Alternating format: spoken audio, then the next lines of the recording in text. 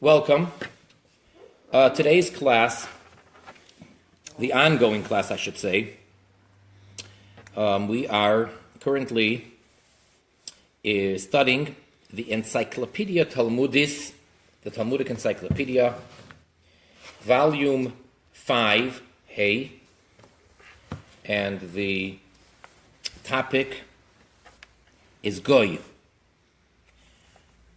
We are up to page Shin Yud Aleph, which would be 311. On the right-hand side is Shin Yud Aleph. Each column is a separate page, if you will. And the entry over here is Goy. And we're up to the topic within Goy, Bisrumois Umaisrois. All right, it's very lengthy. We've been doing this for many classes until now. The entry of Goy includes many, many things, and we're still more towards the beginning than towards the end.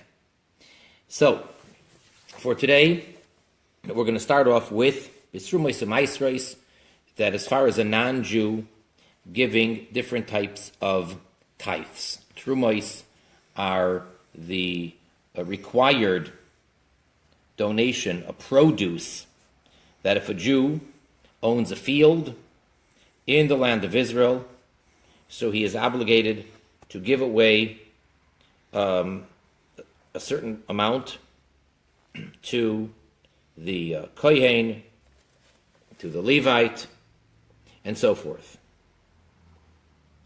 Hagoyim trumasam truma umaisreisehem maiser. The Goyim, the non-Jews, so this is a quote from a Mishnah in Tractate of Trumais, that says that their truma that they give and their maisres that they give are considered truma and maiser.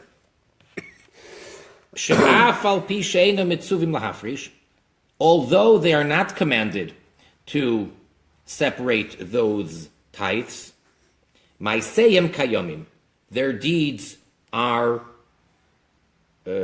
accepted, are valid. She'imasu min ha-mitzvos shum davar yesh b'hem k'tzas schar. Because if a goy fulfills from the mitzvahs, from the commandments, anything, then they do have a little bit of reward. And therefore, since they participate with us, the Jewish community, in a reward, therefore, their actions, when it comes to mitzvahs, are valid. Okay, that was a quote from the Rambam's commentary to Mishnah.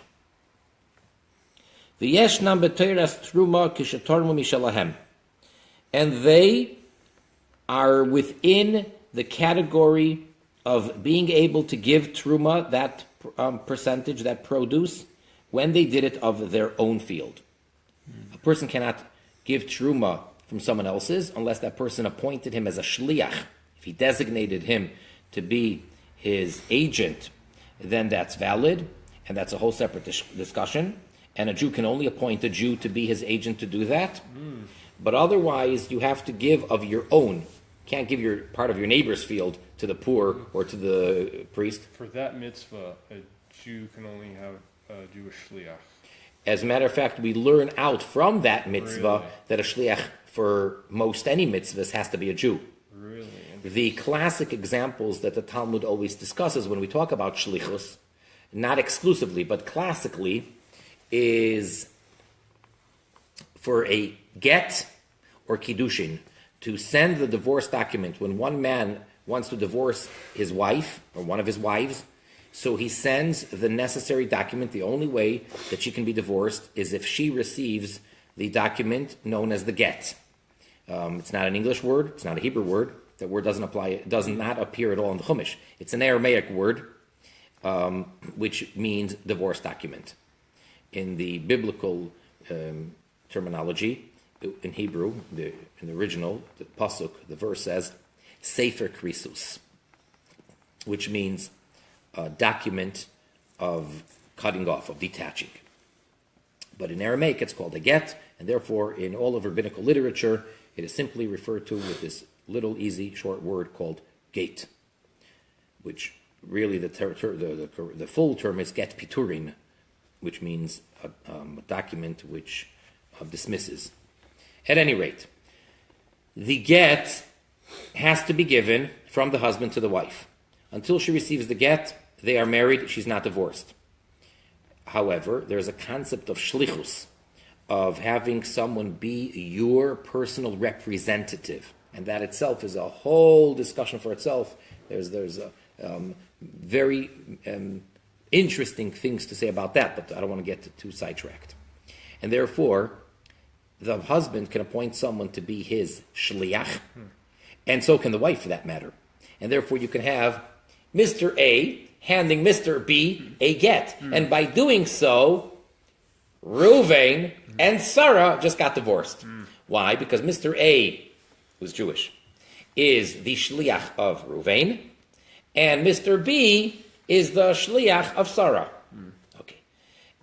But from there we learn out that a Jew's shliach, not from there, I'm saying from Truma we learn out that a Jew's shliach has to be a Jew, a ben bris. And the same thing when it applies to kiddushin. One of the ways that marriage can go into effect, the first stage of marriage called kiddushin, is if the man gives the woman any item of a certain minimal value with the intention for the sake of marriage, and she accepts it with that intention. Commonly it's a ring. That's what's done. But it doesn't have to be a ring, technically speaking.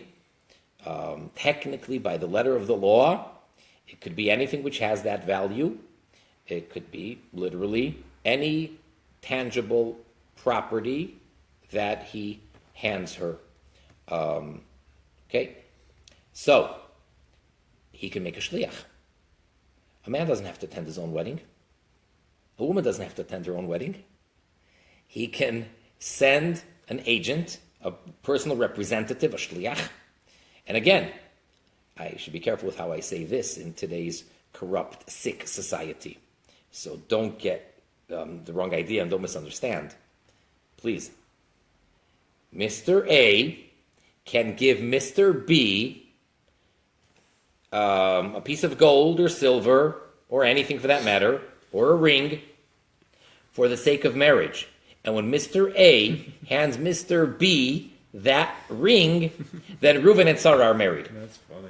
Because Mr. A is representing Reuven, Mr. B is representing Sarah. So it is a proper marriage between man and woman, Jewish man, Jewish woman.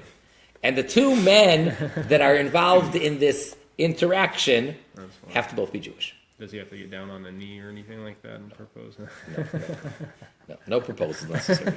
It's only if it is understood and the two shluchim, Mr. A and Mr. B, were appointed by Reuven and Sarah respectively for this purpose. You can't represent someone without their appointing you to do so. It doesn't have to be a man. I just gave those examples just to show that even though she's a woman, her shliach can be a woman. Okay.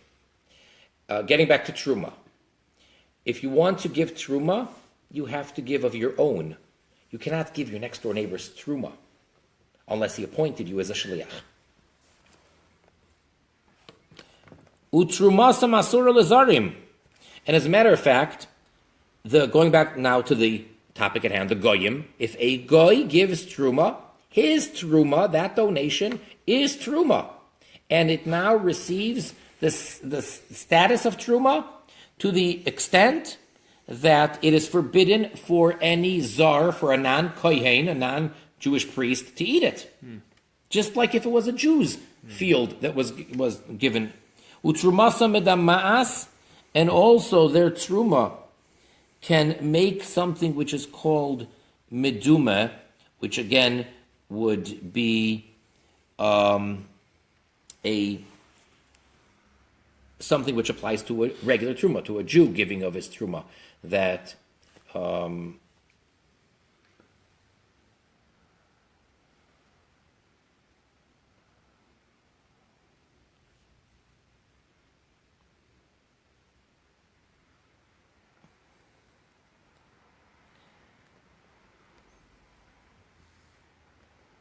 Well, the chayav malech choimish, and you're also obligated to give what's called a choimish, which literally means a fifth, but it's 25%. In other words, if someone did eat it, so then they have to pay for it plus 25% of the value of what they ate, just like if it belonged to a Jew. For Reb Shimon poiter, however, Reb Shimon argues, and he says no, they're exempt from it. According to Reb Shimon, which is the minority opinion, that Tana in the Mishnah, he says no. By goyim, they don't have the concept of truma, and therefore all of these rules don't apply if a goy donated truma.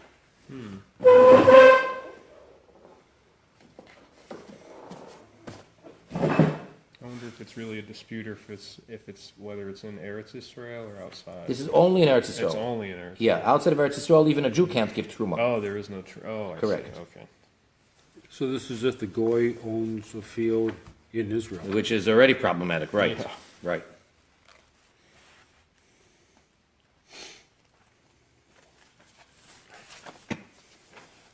So this is in a Mishnah in Trumais, chapter 3, Mishnah 9.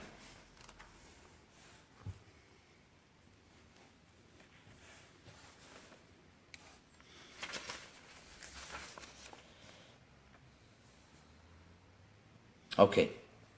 Yeah,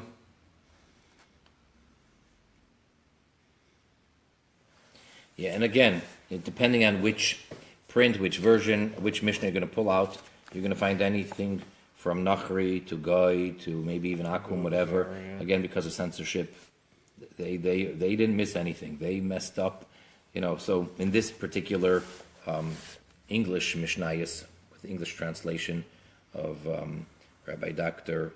Blackman, it says Nachri, which basically, for our purposes, same thing as Goy.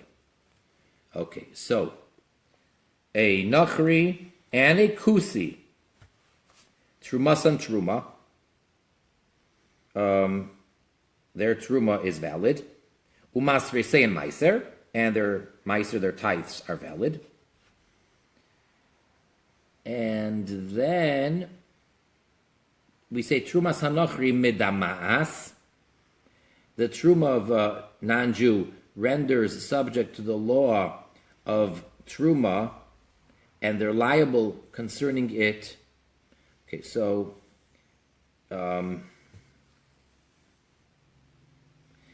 see, demai is a term, a rabbinic term, for food that you don't know whether it's good or not. Generally, there's two types of food. There's tevel, and there's me'usar. Tevel is forbidden to be eaten. Tevel means non-tithed produce. So in the land of Eretz Yisrael, any produce that grows on the ground, fruits, vegetables, whatever it may be, that the proper trumas and maasros were not separated, that food is not kosher, and that food is actually a very big prohibition. And it's absolutely non-kosher food. It's a vegetable that grew in the ground. It's a fruit that grew on a tree. And it's in my field, and I'm a Jew, and I own the field, and I didn't steal it. And it grew, and it's not the first 3 years. It's not Erla. It's not Neter Revai. It's not the 4th year. It's not kosher. Really? So you can't go out into your field and just pick off a fruit? Absolutely. That is Really? correct. Yes. Oh, I did not know that. And that is why here in America, when we import food from the land of Israel, you have to be a Jew, that is. Has to be very careful with fruits and vegetables, because you have to know that there's a reliable certification of kosher that made sure that the proper tithes were taken. So you can have an innocent orange, a Jaffa orange, which is imported to the United States, and a person might even have a noble reason to buy it. So I want to support the Jews, and it's actually not. And it's possible that it's not kosher. Now you could fix it. The Jew here could take off Meiser here in America. That could be done, but you have to just be aware and you have to know what Is you're that doing. easy to do? Yes, if you know what you're doing, it's easy, but you need to know how to do it. And then you need to know what to do with the part that you tithed. You don't give it to a priest nowadays, and what are you supposed to do with Yeah. it? So there are many details. So there is mi'usar, which means that the proper tithe was removed, and the food is now kosher. So the remaining food that the Jew has, the Israelite, is called mi'usar, which means the tithes were removed, and he can eat it. And until that point, the food is called tevel. Okay. Then we have a third rabbinic category, and that is called demai, which basically means that we don't know what it is. Yeah.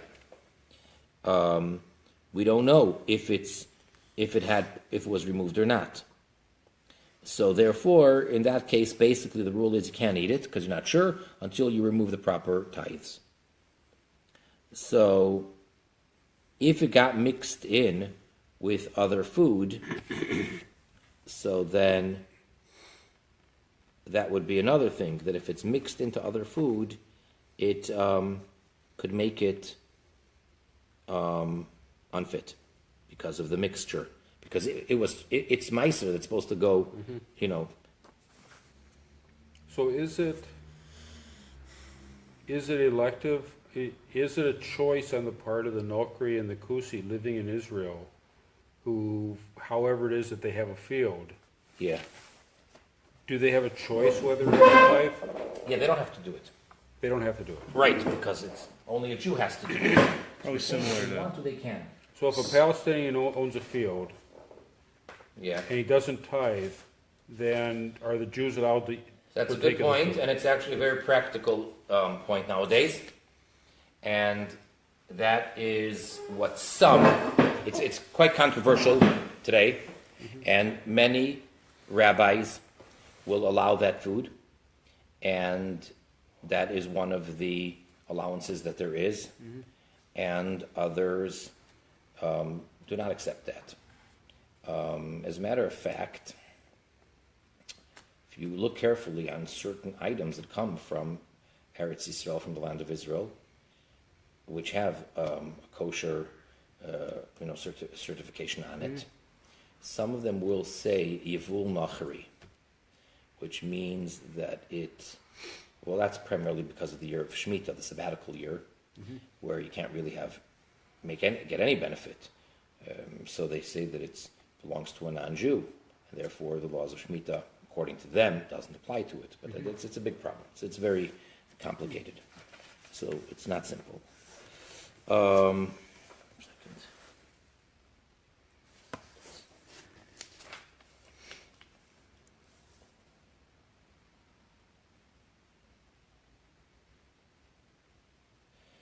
Okay, I'm sorry. Yeah, I think I made a mistake. Demai, I was wondering the whole time as I was saying this. I was hesitant. I think I made a mistake. What I said is true about Demai, but this is not what we're talking about. So everything I said is accurate and is true that about Mu'usar and Tevel and Demai, but that's not what we're talking about. When it says in the Mishnah here that the truma of the non-Jew, midama'as, spelled differently than Demai. Demai is with an aleph. This is with an ayin. It's a totally different word.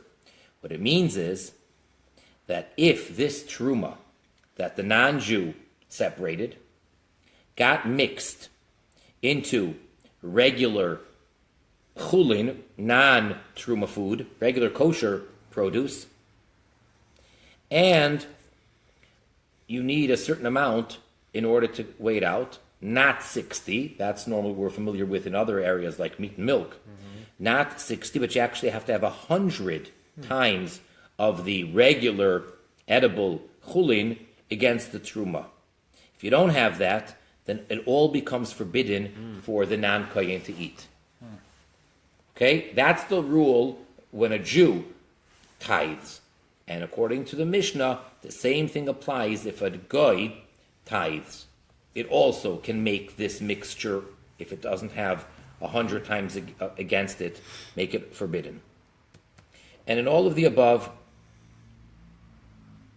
Well, at least in the last part that we said, that you have to pay an extra 25%. Yeah, if the person ate it by mistake, he's got to pay the principal value of what he ate plus 25% as a penalty to atone for his sin if he ate it by mistake. That applies normally if a Jew tithed. And according to the Mishnah, according to the majority opinion, it also applies if a goy tithed and someone ate that food. However, Reb Shimon argues, and he says, no, they don't have to pay the extra 25%.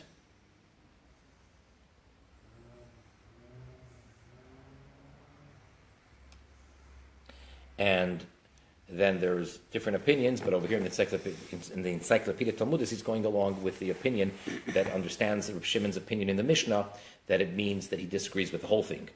And not only does the person not have to pay the 25%, but it also does not make the mai. It does not make this mixture forbidden. That if there's less than 100 times of regular against it, so we said he can't eat it. Reb Shimon disagrees with that as well, according to one interpretation. Well, if the farmer puts it aside, then it has that sanctity. Then if it gets mixed in with something, it doesn't have the sanctity? Even If there's 100 times against even it? if it's 10 to 1. But it would not have the sanctity. No, it needs to be 100 to 1. Okay, so we're going with the idea that it does have the sanctity and it has to be 100 to 1. Right. Except for Reb Shimon, who disagrees. So Reb Shimon, Yeah, would he say that there's no sanctity in that? Correct. In that to begin with. right. Okay. Right, that's the understanding. Shaladai toy, because according to his opinion, ein hagoyim b'teiras truma, the non-Jews are not at all within this whole category of being able to give truma. Okay. Now in the Talmud, in the Gemara, there's a dispute between the sages there.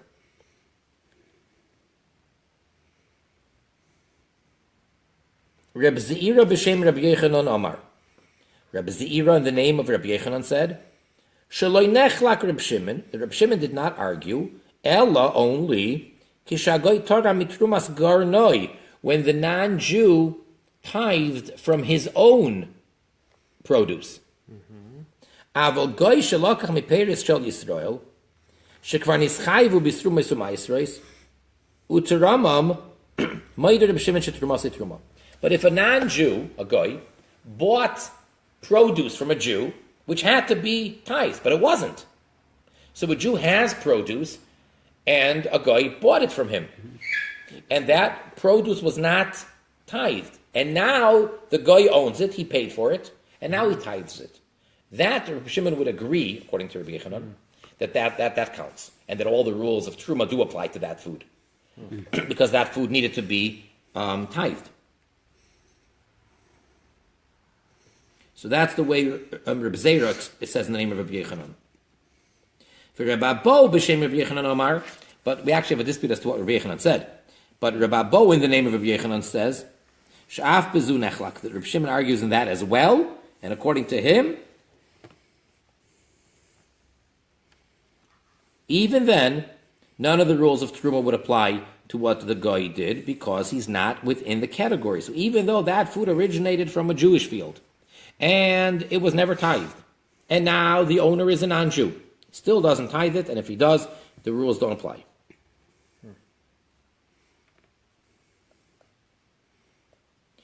V'yesh me'rishonim shekosav. Now, there is an opinion in the Rishonim, in the codifiers and the commentaries post-Talmud, that wrote, Afilu lachachomim, even according to the popular opinion, the majority opinion, shetruma say truma, that it is truma, and all the rules of truma apply, dafka bitvur shegadla besadeu. So there is this Rishon that says that opinion is specifically talking about produce that grew in his field, in the non-Jew's field. Avalim kanami Yisrael, but if he bought produce that was harvested, produce that originated in a Jew's field, and he bought it before it was tithed, he can't tithe it, it won't work, and none of the rules will apply, but now any Jew that buys it from him has the obligation to tithe it. In other words, let's say you have an Arab who has a marketplace, or he has a store that sells produce. So, according to this, if he buys produce from Jewish farmers that own land, and they never tithed it, now he's got it, but he wants to have a hechsher on his store. He wants to have kosher certification, so he wants to tithe it, so that now Jews can eat it and they don't have to worry. So he wants to tithe it. According to this opinion, even the Chachamim, the majority opinion, would say, no, in that case he can't. And each Jew, as they buy it from him, they have the obligation to tithe it. Now, did you buy it from him even and then tithe it and Yeah, then eat it? Okay. that's the way to do it. Okay. Right. The Jew would have to tithe it after they bought it from him, because the original owner who should have tithed it didn't. This non-Jew, the goy, cannot. And I said Arab, but it could even be someone who, anybody. I mean, the Arab can also be a Ben Noach, or, someone who's keeping Sheva Mitzvahs properly and accepted and, whatever. Okay.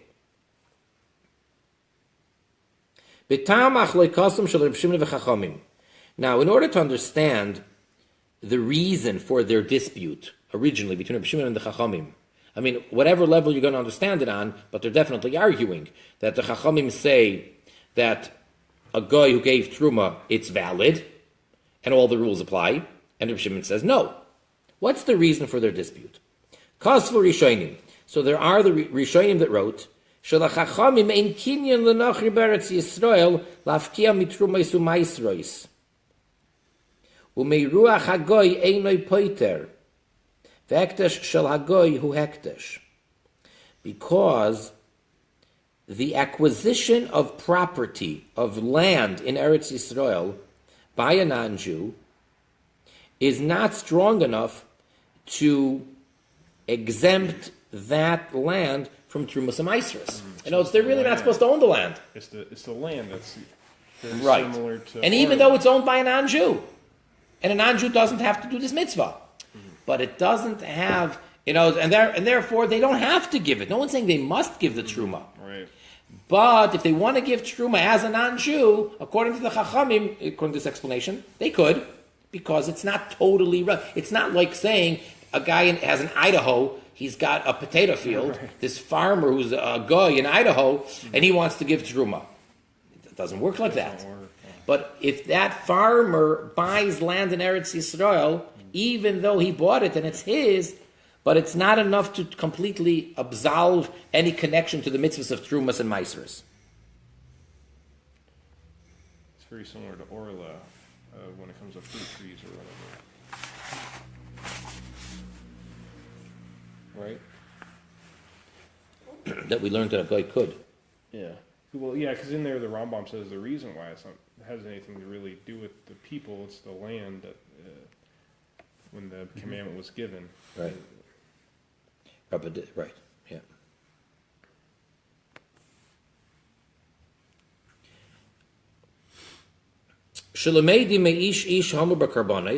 We learn out, going back to what we had previously, earlier, that there's a verse which speaks about offering a sacrifice. So it says ish, and it uses the word ish, man, an extra time, to teach us that goyim can bring sacrifices.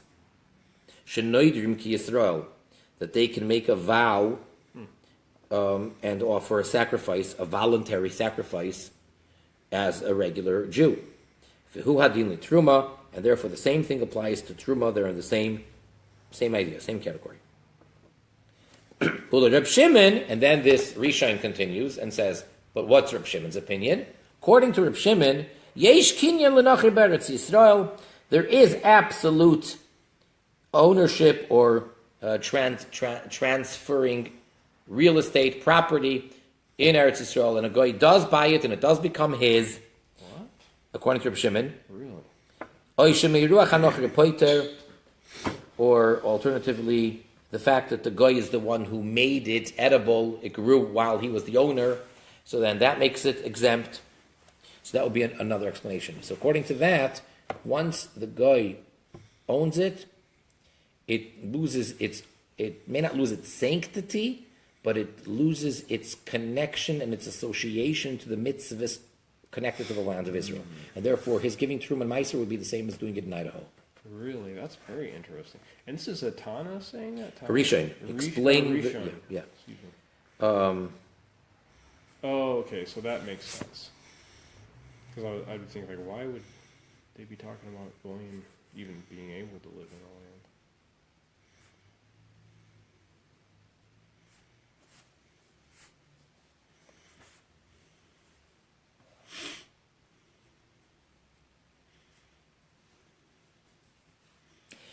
V'yesh shekasvu, and then there are those that wrote, She'ein hadavar toli b'machleikes shel kinyan nachri shel miruach nachri.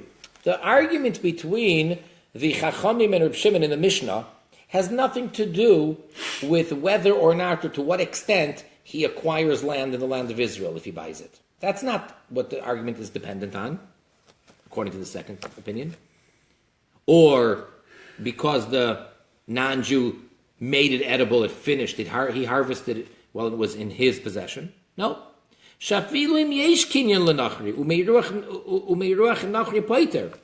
if you're going to say that a guy can acquire land in Eretz Yisrael completely, and if a guy finished the process of making it edible, it would exempt it. Still in all, yitachein, it could very well be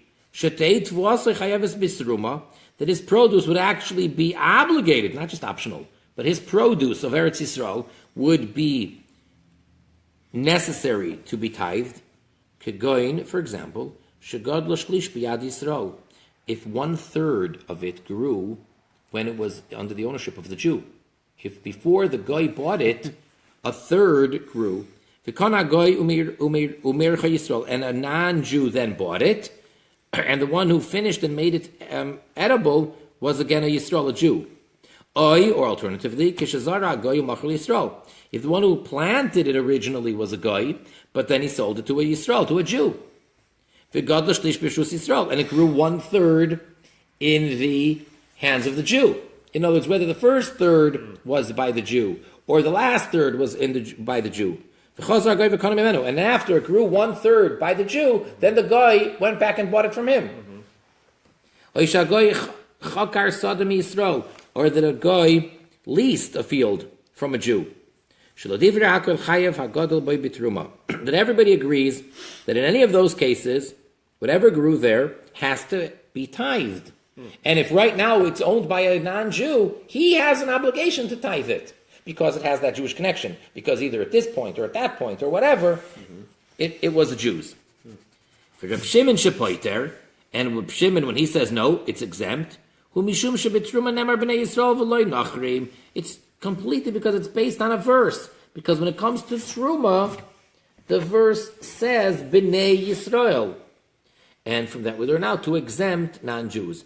V'ein hagoy bar hafrasha klal, and a goy is not one who is at all within the category of being able to separate it. And therefore, when he separates it, it's meaningless.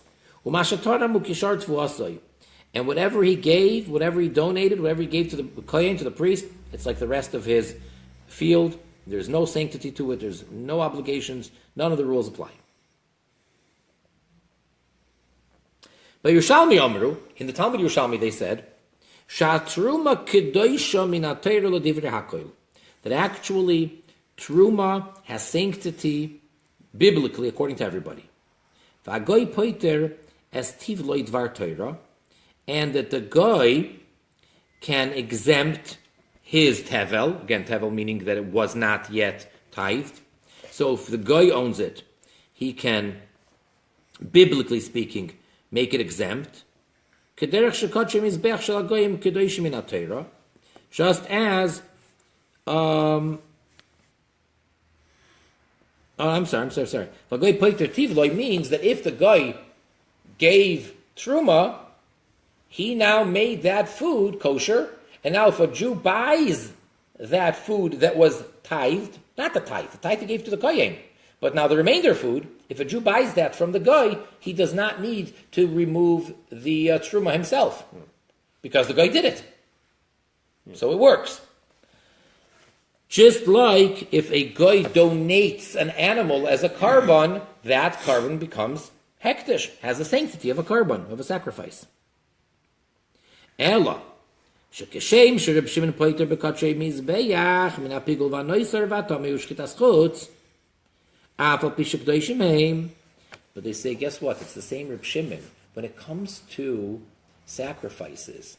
That even though Reb Shimon would agree that if a guy donates voluntarily an animal as a carbon, it becomes sacred.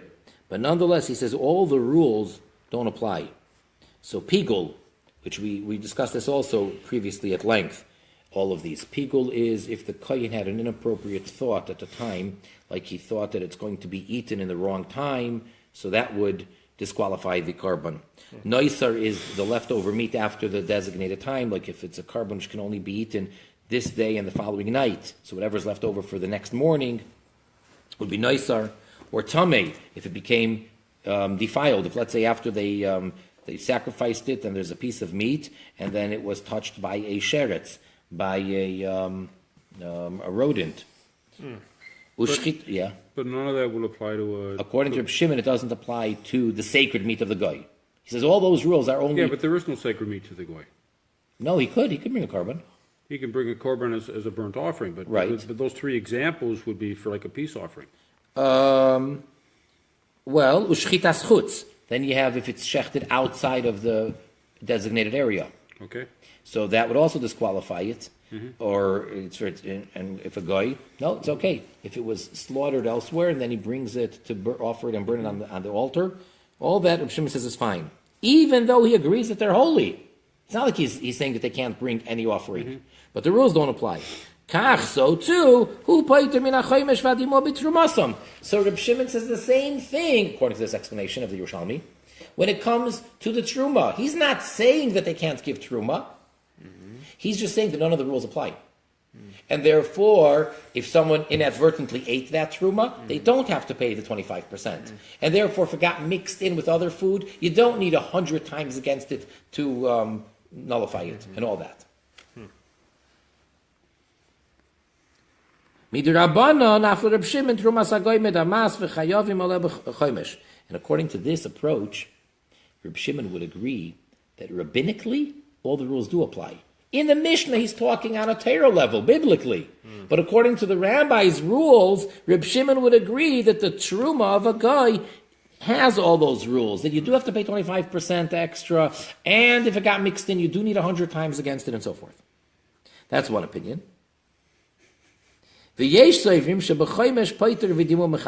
Some make the following distinction. They say when it comes to the chomesh, to paying the extra 25%, that's where he says you don't have to, and he disagrees with the first opinion.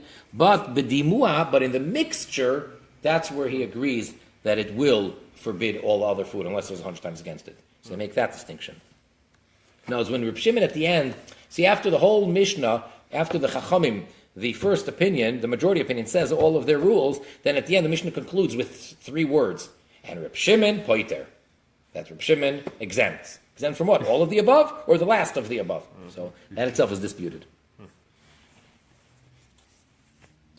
V'yesh mefarshim, and yet there is another approach, and they say as follows.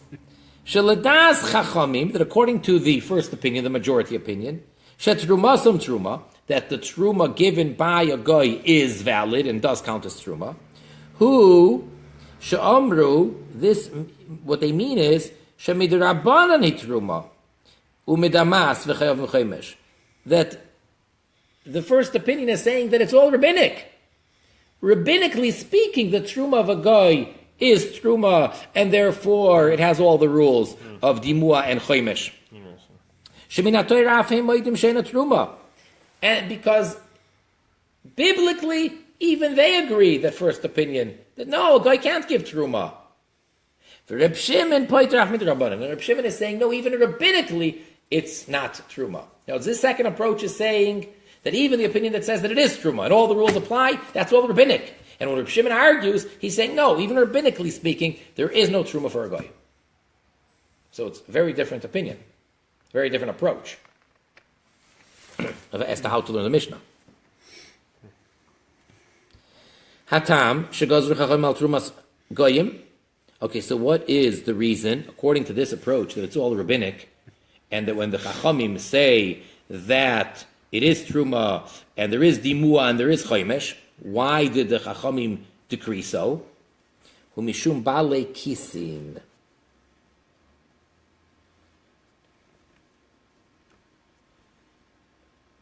Because of men of pockets. What does that mean? Yesh mefarshim. Some explain those words of the Gemara, bale kisim, owners of pockets. What that means is, shebale kisim hainu ashirim. That means rich people. Sheloikhim tvua mechamorim. They take produce.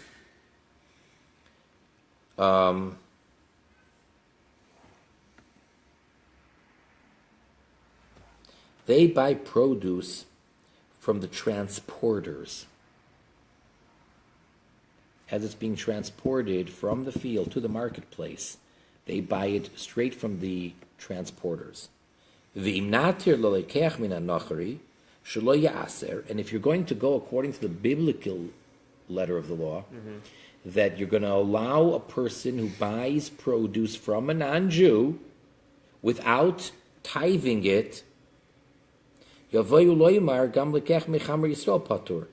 that can easily lead to the mistake of people saying that if you buy it also from the one carrying it on the donkey, from the transporter, that's a Jew, you also don't have to tithe it because it looks the same.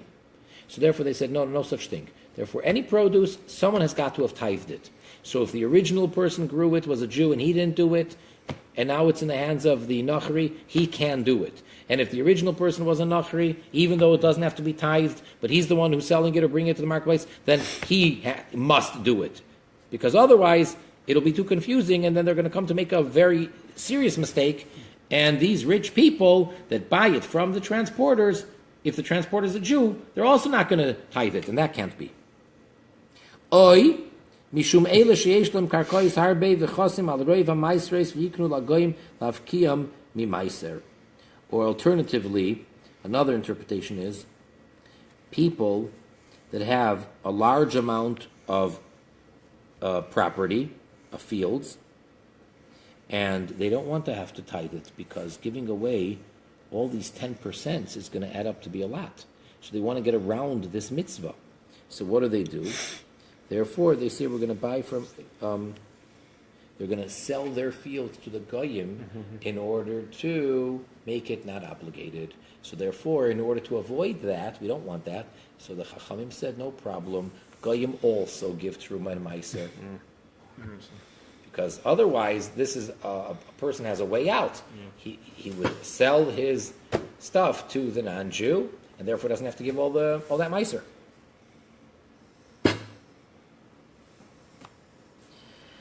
L'das HaMefarshim, we're now on the top of page Shin Yud Gimel 313. According to the commentaries, Kein Oisa Gzeira, Lo Bivad Al Truma Shatoram Agoy Mitvuasa Shetei Truma, Elo Af Al Tvua Shekana Yisrael Min Agoy Shetei Chayeves Bisruma Sumaisres.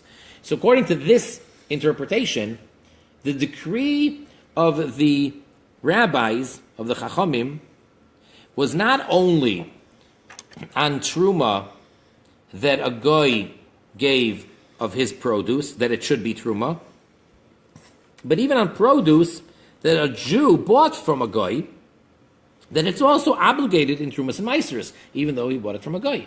But no, if the whole reason is what we just said, so then the rabbis made the decree is there as well.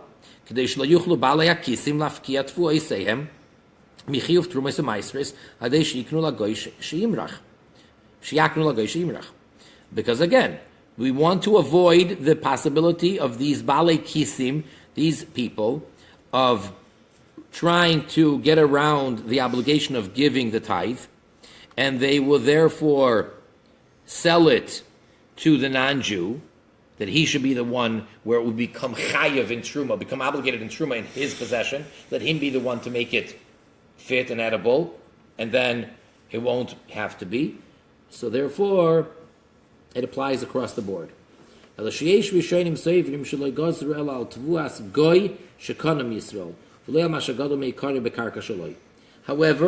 there are Rishonim that say that when the Chachamim made this decree, they only decreed it on produce which originally grew in a Jew's field, but he gave it over, or sold it, or gave it to the non-Jew. But if it originally grew in a non-Jewish field, then they felt there's no need to make that decree. So some commentaries say that the Chachamim did not decree then. Is that the 1/3 thing? No, if it grew completely by the goy, Right. from beginning to end. So according to some Mefarshim, no rabbinical decree was made.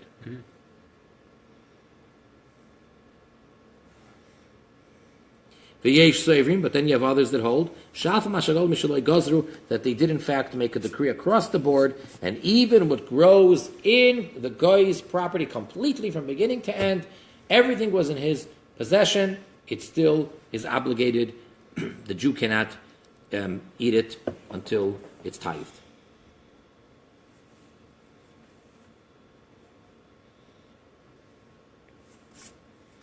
V'yesh mefarshim.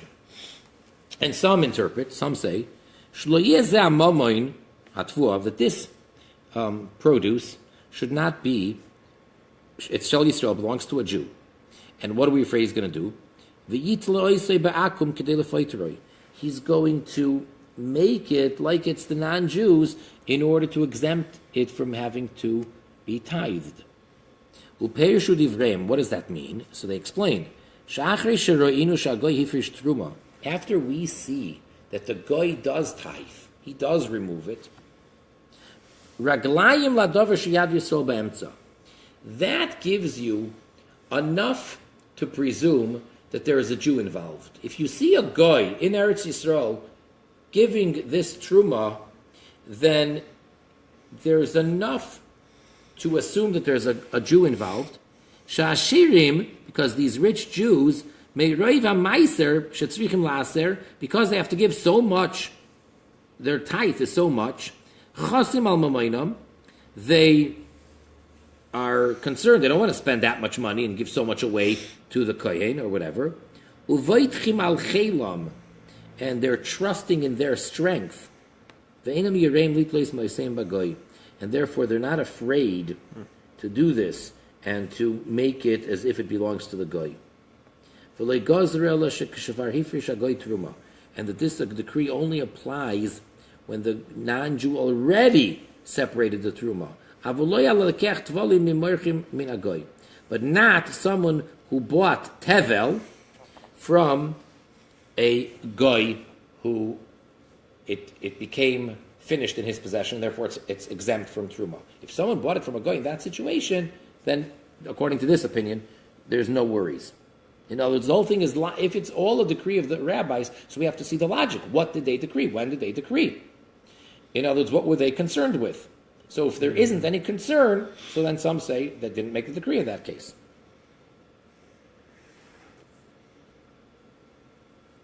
So after all of these opinions, the conclusion is, halacha, the final ruling in the law is, shegoy, shehifrish truma mishaloi, that a non-Jew that separated truma from his produce, din Torah she'ena truma, biblically it's not truma.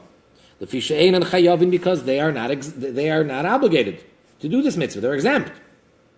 Umi divreihem, but rabbinically speaking, gazru, they made a decree, shetia truma say truma mishum balei kisin, that their truma should count, again because of these balei kisin, these men of pockets, which whatever interpretation we're going to go with.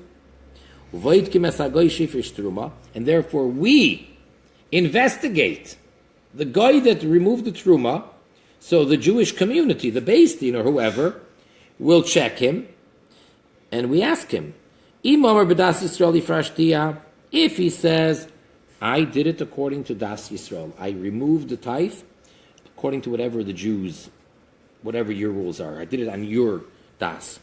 Tinasan kohen, then give it to a proper kohen like you would with regular truma of a Jew. V'im lav, and if he doesn't say that, tuna gniza. It has to be buried respectfully. Shema b'liber l'shamayim, because again, maybe he meant for heaven's sake instead of in the Jewish way, and we don't know, and therefore there is no such thing for him to do. So for heaven's sake, it's stuck. He's trying to do a mitzvah, but not the Jewish way. Well, it's not one of the Shem mitzvahs b'nei Noach, so it's stuck. It becomes holy because he meant Hashem. If he would mean some nonsense, well then it's totally, immaterial, and do what you want with it. It's nothing. But if he really meant it for Hashem, okay, now it's sacred, but you can't give it to the Kohen because the Kohen can't eat it because he didn't do it al das Yisrael. So therefore, no one can eat it, and you can't do anything with it. So just take all that produce and respectfully bury it together with all the other unusable Torah scrolls and tefillin that can't be salvaged or used. Just bury all that good produce. In rows. No. That's like the gift that was given for the... Right? That's exactly it. Same idea. We have to ask him what he meant. Bamedvar Mamurim, when does this apply? Be'eretz Yisrael, in the land of Israel. Aval goy shifish truma bechutz la'aretz. But if a goy gave truma from his Idaho potatoes outside of Eretz Yisrael, le'gazru aleha. They didn't make any decree over there, and therefore it's not truma, no sanctity, none of the rules apply, and we don't have to ask him what did you mean. It means nothing, just like a Jew can't give truma from his produce. Neither can the guy, and the Chachamim made no decree. And we inform him that it's not necessary and it's not truma. We say thanks, but no thanks. You didn't do a mitzvah, just like the Jew can't do it. It means nothing. Go ahead, eat it. But I donated it. I tithed it. Doesn't it go to the priest? No. The rule doesn't apply. You're not in Eretz Yisrael.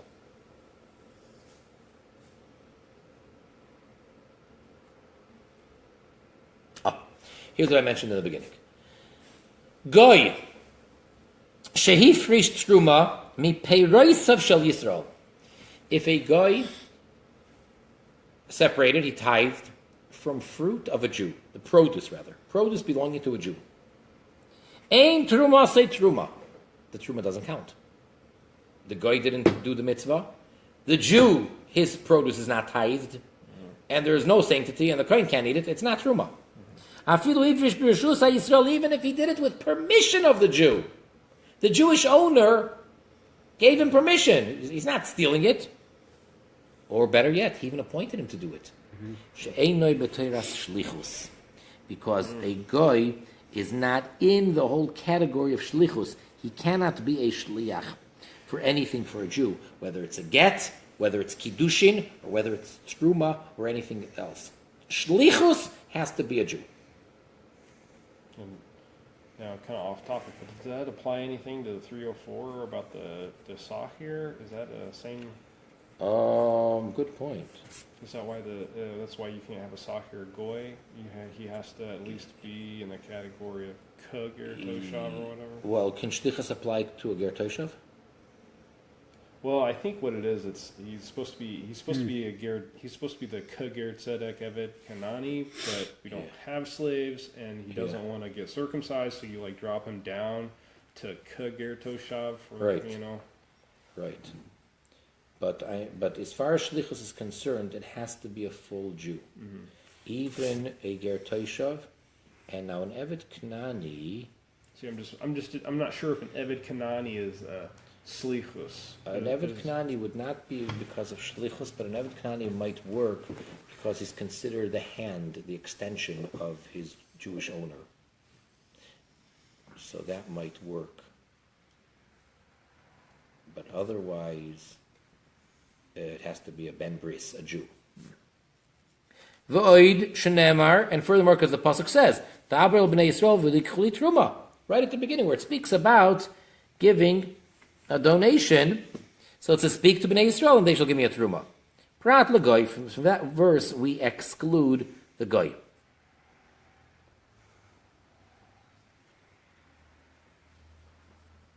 Rabbi Yitzchak Omer.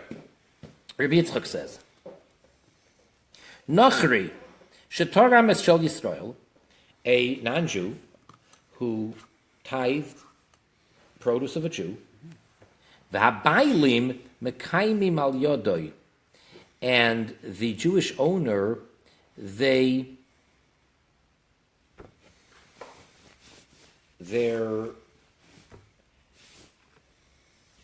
just authorizing. They're behaving according to that. They're accepting that he did it. Truma se truma. In that case, Rabbi Yitzchak says, then the truma is truma.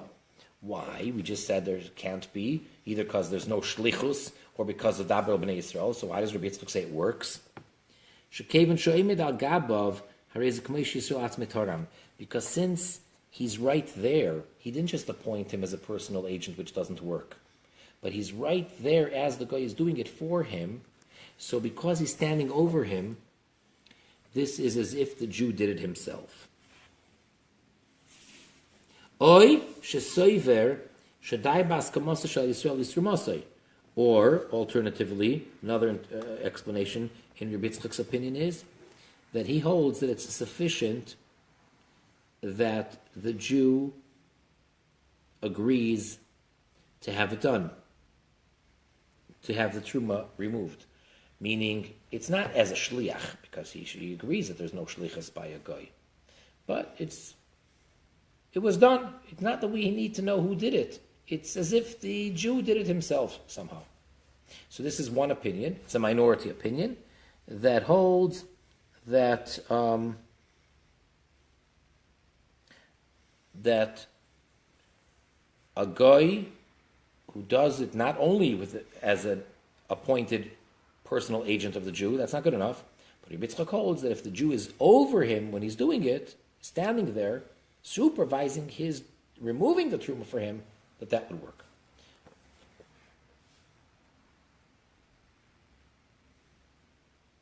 Okay, now, what do we do in the following case? Goy shahoitzi truma mitoich beisai. A guy who took out truma from his house. He walks out of his house, and he's coming out with truma. Got a big load of tithe, of truma. The Omar, and he said, Zoi truma sheifrashti mi peroisai. This is truma that I have separated from my produce. This is my box of truma. Rabbi Omer, noyeg batevelu truma.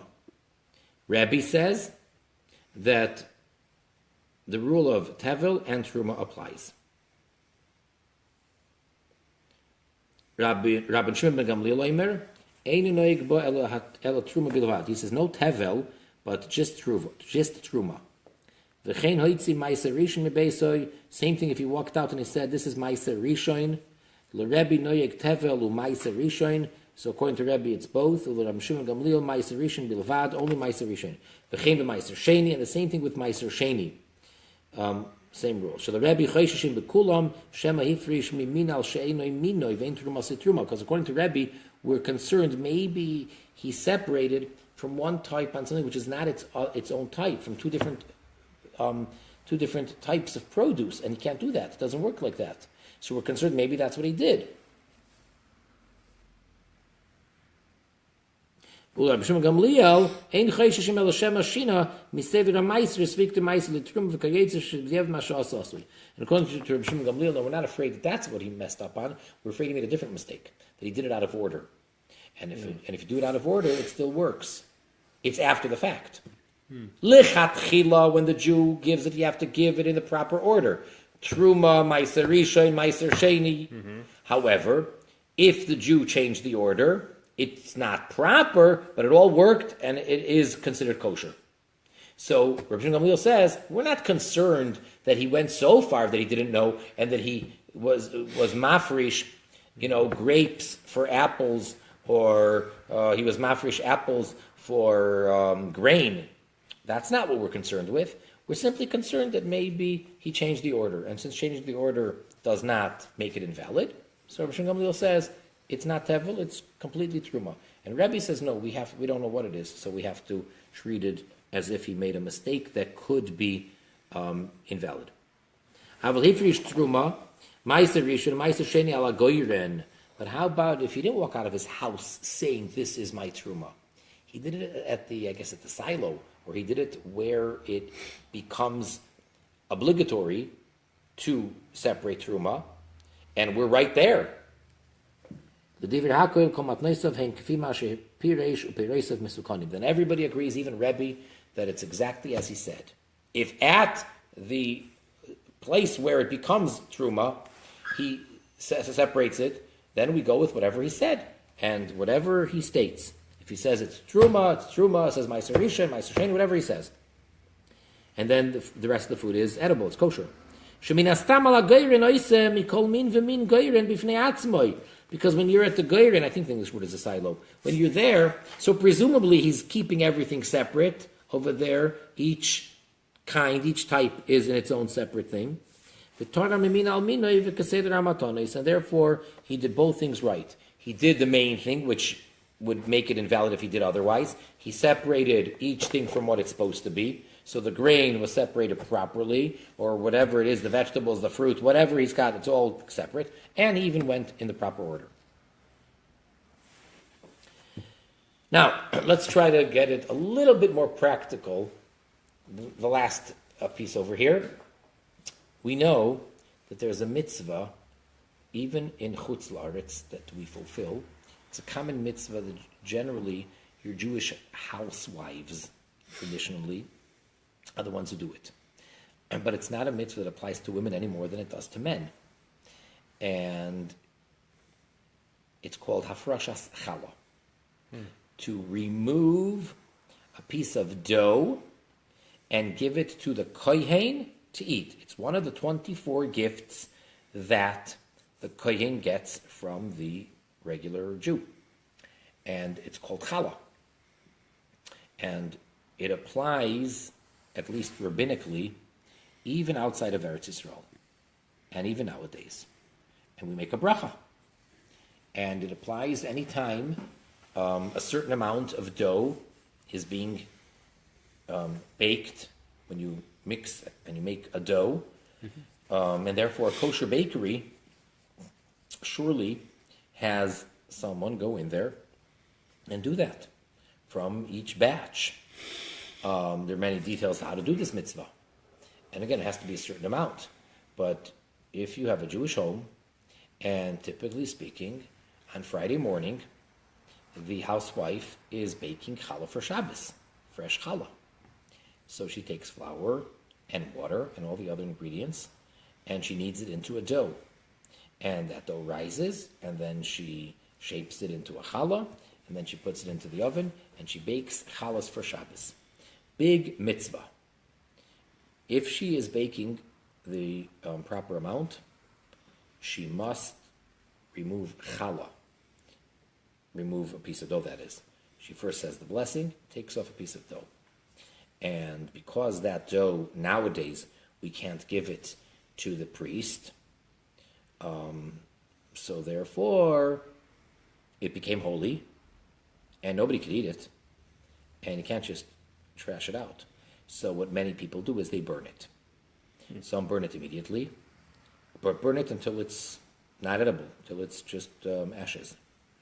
Some people save it, and they'll let it accumulate, and then burn it. Burn it like in the oven. Right, or like Erev Pesach, because then you can run into a problem because you can't burn it in your oven while you're baking the other kosher food, because this is whatever. So you can run into problems. And you have to make sure, if you're not going to burn it right away that day, that it doesn't get mixed up with other food, because it's really not allowed. Then you run into meduma, you run into the whole problem of the whole thing becoming usher. At any rate, so nowadays, it doesn't have to be the woman who does it. If you have a man baking challah, he has to do it. It's not like, let's say a man is baking challah, and you suddenly realize, I have to be mafresh, I have to separate that piece of dough. I got to call my wife, she's got to come home. No. If you're the one baking it, You can be the one. It doesn't have to be you're the one baking it. It's a mitzvah. Okay. What happens if a guy wants to be mafresh challah? Either from their own challah that they're baking. For a Shabbos table. That's right. Or they're hanging around in the Jewish home. She's a friend, she's a neighbor, she's a housekeeper, she's not Jewish. Okay. Goy shefrish challah. A guy that separated challah, this piece of dough.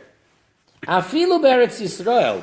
Even in Eretz Yisrael where the mitzvah really applies, meaning it's biblical there. Not like outside of Eretz Yisrael, it's a rabbinic mitzvah. But in Eretz Yisrael, ein a challah. The challah that they separate does not count. And we inform him that it's not necessary. What you just did is unnecessary. It's not a mitzvah. It's not holy. You don't have to burn it. And it's not necessary. And his challah shall be eaten by a non-kohen. Meaning, the goy can eat it. And if it's kosher, a Jew can eat it too. Which we can't do if it was really challah. Why are we not concerned over here? Shema Isa Shal Yisrael maybe it's really the dough of a Jew. And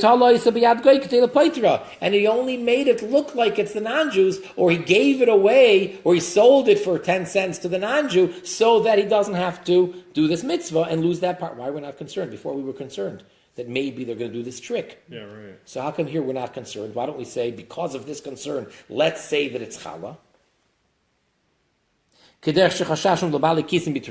Like we were concerned with these rich men when it came to Truma. Very,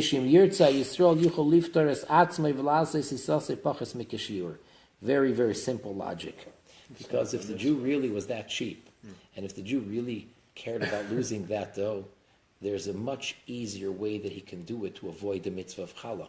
All he has to do is make each dough less than that amount at a time. It's not so difficult, even in a bakery. Oh, yeah. You know, there's a minimum requirement of how much dough it has to be. So if you don't bake that amount, even if you're going to bake that amount, but if it's not all together, if you make separate doughs, so you don't have to be mafresh challah. So if the Jew really wants to get out of this mitzvah, and he really wants to save himself, he could do it himself. So therefore, we're not concerned that he's using the guy as a trick. And therefore, we're back to the original letter of the law, and the Chachamim made no decree, and therefore, the mitzvah of challah in Eretz Yisrael does not apply to a guy, and Chutz La'aretz it certainly doesn't, because it's only a decree, it's only a rabbinical injunction that they made for the Jew. With the produce of the field, is there a minimum measurement for that? Biblically, no. Well, Meiser is a tenth, but No, but I mean, in order for the field to require, no. okay, so that wouldn't help with the Right, field. that's right, but right, it that's could right. help with the bread. That's right, that's right. Okay.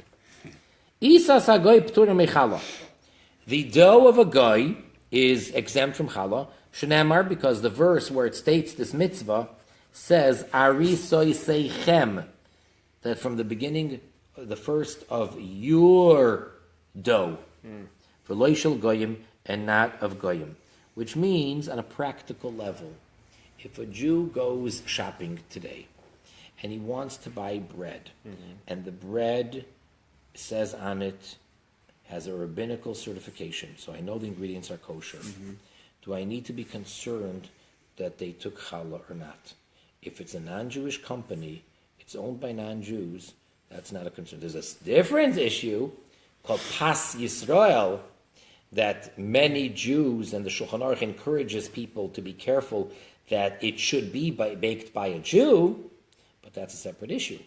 That's not owned by a Jew, just because the Jew turned on the fire. But otherwise, if I'm buying bread from a Jewish company or a Jewish bakery, Jewish-owned bakery, that has to have been, challah has to have been removed. But if I'm buying kosher bread from a non-Jewish company, there's no such thing. It doesn't have to be. And after I buy it, I don't have to do it either. Oh, okay. Wow. So there's not an issue whether you need to do something after that or not. Okay.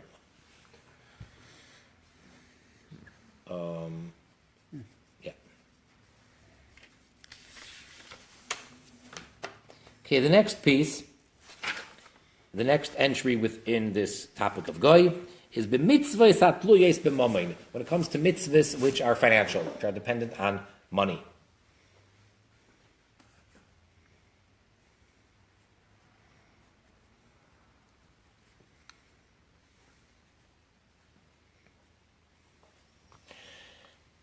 So we're at the bottom of Shin Yud Dalid 3:14. Mitzvahs shatera tolsa chiyuvan b'mamoinoi shel Yisrael. Those commandments that the Torah made dependent, that the obligation is dependent on being the property of a Jew. Einon chalois b'shel goyim. They do not go into effect then when it comes to a non-Jew's property, because the Torah specified that it's got to be a Jew's property, as we'll explain. V'lochein, therefore, behemas hagoy, an animal belonging to a non-Jew, p'tura min ha-bechora, is exempt from the mitzvah of the firstborn animal. We know that the firstborn animal is called a bechor, and it has to be brought to the Beis HaMikdash, and has to be given to the kohen, etc. And if it gets a blemish, then it's fine, but otherwise, okay. So if the animal is owned by a non-Jew, there's no mitzvah of bechira. Vein sheha'ubar habechoru shel nachri, uvein sheha'emi shel nachri. Whether the unborn firstborn belongs to the goy, even though the mother belongs to a Jew. In other words, a Jew, their partners, or a Jew sold him the bechor before it was born. Or whether the mother animal carrying this kid inside, it belongs to the goy, but the Jew owns the bechor. Either one of those two, that animal is exempt from the mitzvah of bechor. Shenemar b'vechor behema tahira, because when it speaks about giving a bechor from a kosher animal, the verse states Peter Kol Rechem Bivnei Yisrael. The opening of the womb amongst the Jewish people has to belong to a Jew. Oy, or another verse, Hikdashti li kol b'chor b'Yisrael. Hashem says, I have sanctified for me every firstborn amongst Israel. Oy, or alternatively, Ki li kol b'chor b'vnei Yisrael. That for me is the firstborn amongst the Jews. So all of these verses are emphasizing that it's God choosing his firstborn, the Jew. Therefore, even the animal belonging to the Jew, the firstborn is sacred and special, but it's got to belong to the Jew completely. V'loi b'acherim, and not of others. Loitzi ha'ubar shel goy, to exclude if the fetus or the kid inside is belonging to a goy. V'nemar kol miknecha. And then we have another verse which says, all of your cattle. Loitzi kishaim he shel goy, and that verse comes to exclude if the mother belongs to a goy. Oy shenemar, or the verse v'chol peter sheger behema asher yelecha. Every one that comes out first from the womb, which will be to you. V'nemar, another verse, asher yivalid bi v'karcha u'v'tzeincha, that will be born in your sheep or in your cattle. V'chein ein peter chamor shel goy, b'shel goy. And same thing. See, normally the mitzvah of bechor is only if it's a kosher animal, with one exception, a donkey. If a Jew owns a donkey and she gave birth to a firstborn, then that bechor is holy. Well, what are you going to do with the bechor? You can't bring it as a carbon, and the kohen can't eat it, obviously. So you need to exchange that, you need to redeem that with a sheep. Or, alternatively, if you don't want to do that, then the Jew has a mitzvah to take an axe and smash it, to decapitate it. Smash it on the back of the neck and kill the donkey in such a way. So, if the animal, the donkey, belongs to a non-Jew, there's no mitzvah of bechor. And if a guy owns a donkey, and he did separate the firstborn, meaning he took a sheep as an exchange, and he said, here, this sheep I want to bring to the kohen, because my donkey gave birth to a firstborn. Or Petach Hamor Atzmai, or the Petach Hamor itself. Moediyah Moise, we inform him, She'enoi Chayav, he's not obligated, Umuter Begizav Avoda, and he is actually permitted to shear it and work with it. None of the rules of Bechor apply. Normally a Bechor, you can't use it. So we tell him that it doesn't apply, it doesn't go into effect. So this is a mitzvah that a goy can't do. You're exempt, and therefore it's not a mitzvah. It has to be owned completely by the Jew. Which, by the way, on a practical level, that is how it's dealt with today. If you have a Jew that owns animals, okay, well, what's he going to do when there's a bchar? We don't have a Beis Hamikdash today. So if it's a donkey, that's not a big deal because it's not a sacrifice. So you could get a sheep and give it to the kohen of your choice. And then once the kohen owns it, he could do whatever he wants. He could shecht it and eat it. But what happens if it's not a donkey, it's any other animal, and your sheep is now pregnant, and it may give birth to a firstborn, and what are you going to do? So before it's born, the Jew sells it to a goy, and then this halacha applies. Interesting. Just like mechiras chametz. Just like selling the chametz before Passover to the goy, same thing over here. And actually in the Alter Rebbe's Shulchan Aruch... So you let it be born first? No, that's too late. No, then it's too late. Before the birth, you sell it. And then right before the birth, you buy it back? No. After the birth. Then it was born to a guy. So there's no obligation of the mitzvah of Bechor. Then the Jew can buy it back. Oh, that's what I said. Oh, you said no. Really? I'm sorry. I thought you said you... So okay. You have a pregnant goat. A Jew owns... Yes, you do. Yeah. And you could sell it to a goy. Right. And while it's pregnant, let it be born so the womb gets opened up. Even though it's born in my possession, but it's not mine. It's not I'm yours. just holding on to You're your just animal. holding on to it. You're taking care of the goat. Right. You buy it back from the goy if he wants to sell it or whatever. You buy it back the moment after it's the born. moment after it's born. Right. Interesting. Yeah, as a matter of fact, we have from the Alter Rebbe the exact wording In his Shulchan Aruch? in the Alter Rebbe's Shulchan Aruch, in the added part, where he speaks about how to sell the chametz, Yeah. and he writes the whole document of how you're supposed to write out the document in detail. Right after that, he tells you exactly how to go about to do this properly, of how to sell your animal, which is going to give birth to a firstborn, and it's right there. Those are the details in the back of the Alter Rebbe's Shulchan Aruch. In which? Well, where are we? it's in Gimel Daled, the one that has laws of Pesach. In Orach Chaim? Yeah. In the Isofis, in the editions, all the way at the end. So in the regular edition, it would be page Nun Aleph of the Isofis, or page Tafshin Daled, starting from the pagation of the... Sorry, I was going too slow. Nun Aleph? Nun Aleph, if you're starting from the Isofis, there's okay. two types of pajations over there. Oh, I see. So it's not in a Hilchot. It's in. Yeah, it's in the back. It's in the back. Okay. It's called the Isofis.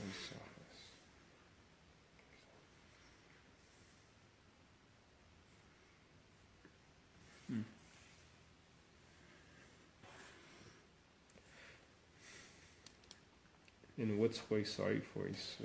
Isofis means additions. Additions. Okay. Because I think that's what's on the. I just got a tractate of Vodazara, and I think it has that word.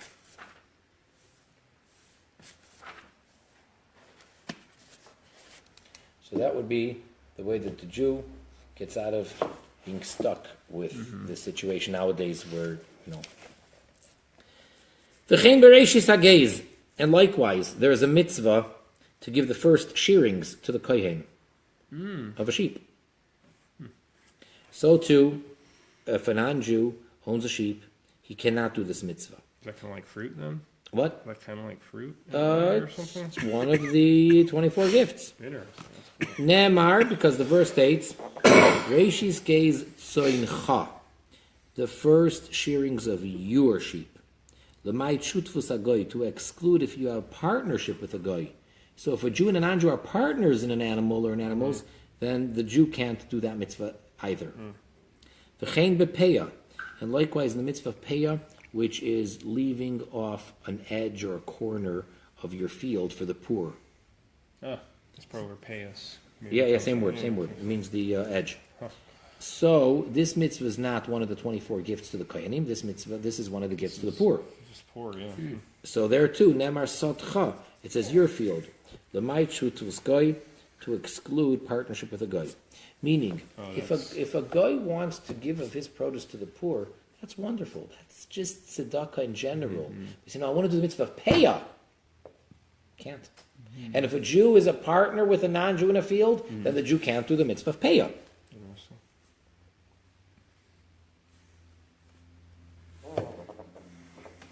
Which again, if a Jew wants to get out of this mitzvah, all he has to do is get a partnership with a non-Jew. V'chein b'chametz nemar. And likewise, when it comes to chametz, it says, Lo yeroy lecha. It shall not be seen to you. But a Jew is allowed to see chametz of others. And therefore, the forbidden food for Passover, which is known as chametz, the leavened food.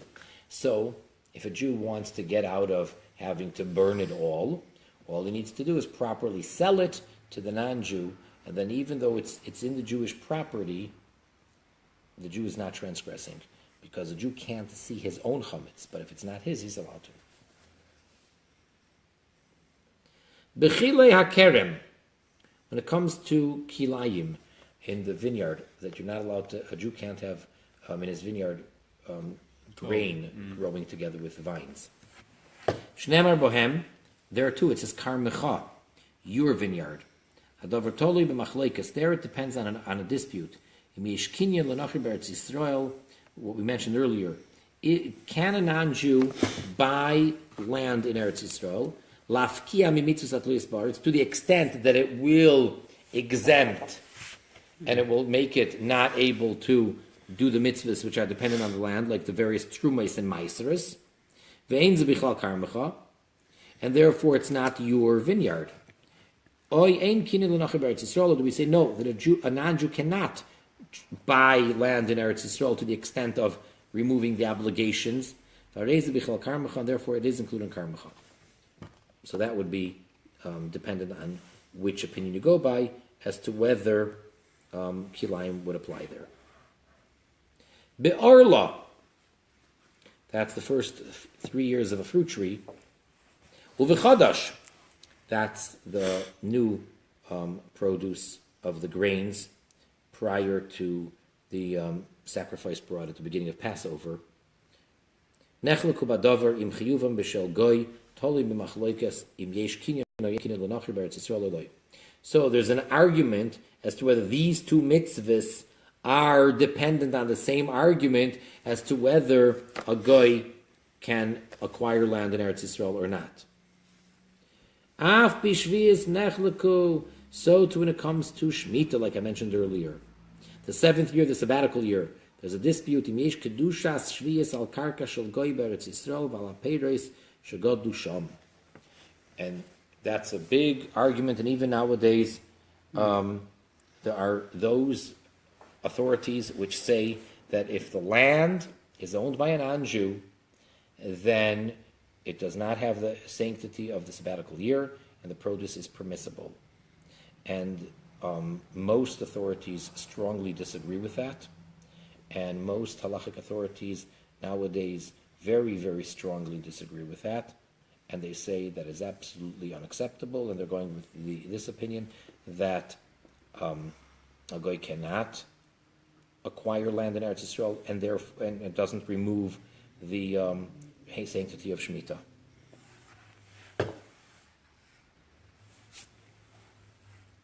What was that last word? It doesn't remove. It does not remove the sanctity of Shemitah.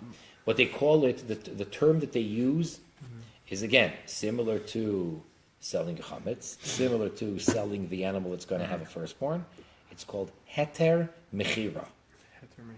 Heter mechira means the permissible, the act of making something permissible. Mechira of selling it. So they're relying on the heter of selling the land of Eretz Yisrael to a non-Jew, and therefore whatever produce grows there, they say is not the sabbatical restrictions and anything to do. And most authorities very strongly oppose the heter mechira, and they say it does not work. But it's dependent on this.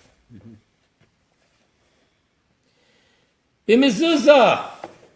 How about mezuzah? Why would that? Oh, how does that fit into all these mitzvahs? Yeah. It's a financial mitzvah. What do you mean? Buying a No. Nechleku Rishonim, there's actually an argument, a dispute between the Rishonim. Yes, some say, Sha'af al pi shenemar b'mezuzah beisecha, even though in the Torah, where the mitzvah of mezuzah appears twice, so the verse states, you are to write them on the doorposts of beisecha, your house, which according to everything else we said until now, you would assume means the Jew's house excluding the goy. Nope. Ein darshim l'may shutfus goy. They do not derive from that word beisecha, your home, to exclude if the non-Jew is a partner. Because the mezuzah is there for protection. The Yisrael hadar bevayis, so therefore a Jew who lives in a home, afilu b'shutfus goy, even if it's partnership with a goy, his roommate is not Jewish. They're two guys, they're going to college, or they're just, roommates, neither of them are married, and there's a Jew and a non-Jew living in the same house or the same apartment. The Jew still needs the protection of the mezuzah. It's for protection? Yeah, that's what they're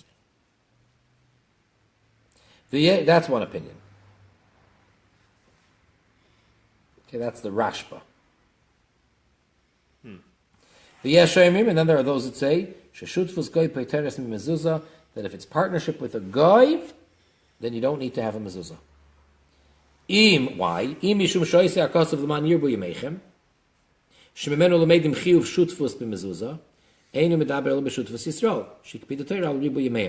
Either because the verse states clearly, very unusual, this mitzvah, you're told the reward for it right by the mitzvah. The second time that the mitzvah is written, the identical same words, and you shall write them on the doorposts of your house and your gates. The second time, then the next verse says, in order for you to have long life. So, since it says that it's in order to give you long life, and from that we learn out that if you have a partnership with a Jew, you do have to put up a mezuzah. If there are two or more Jews partners in a home, they require a mezuzah. But it's only if it's partnership with a Jew, because the Torah is only being concerned with the longevity of the Jew.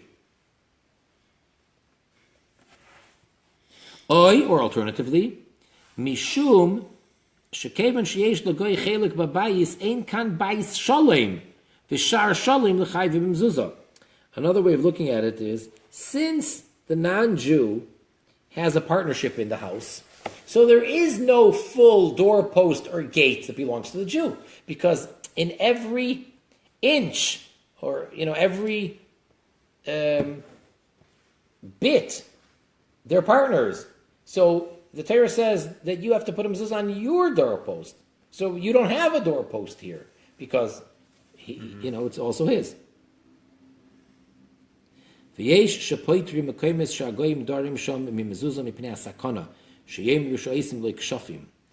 say that if it's a place where the non-Jew is living, that then the Jew is exempt from putting a mezuzah there, because we're afraid that the goyim are going to say that you're doing different types of magic or witchcraft.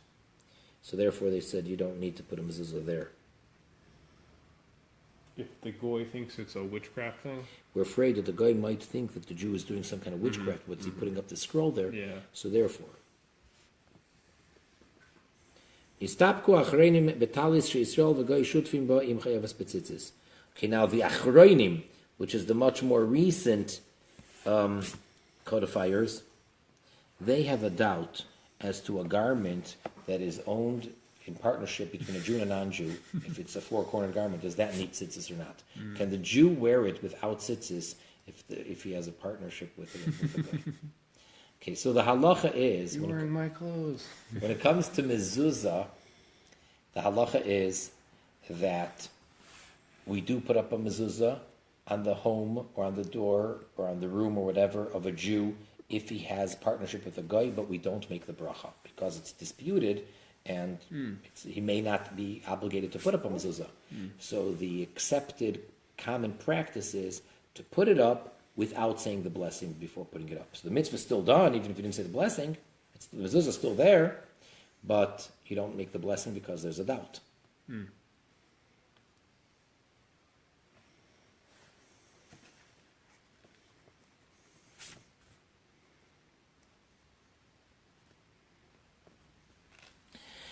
Now, the next part is going to get to something that we have discussed way back. So what did he say about the tzitzis? So by tzitzis, we would say the same thing, that the Jew can't wear it unless he puts tzitzis on it, but he can't make a bracha. Right. The next part, which I think we'll leave for next time, is about a goy doing mitzvahs which are for the Jew.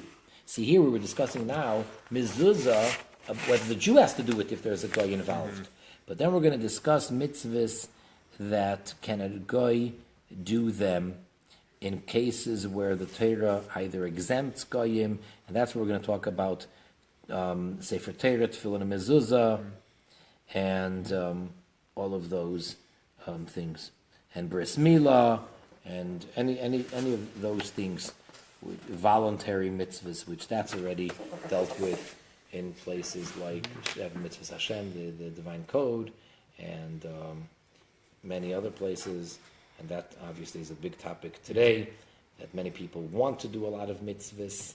And the question is, to what degree, to what extent, can they, should they, shouldn't they, can't they, whatever. So hopefully we'll see what it says in the sources. So until next time, so we're up to page Shin Tes Zayin, which would be 316 in Encyclopedia Talmudit, volume Hey, and wishing everybody well until next time, and make sure to behave and keep the 7 mitzvahs b'nei Noach very religiously.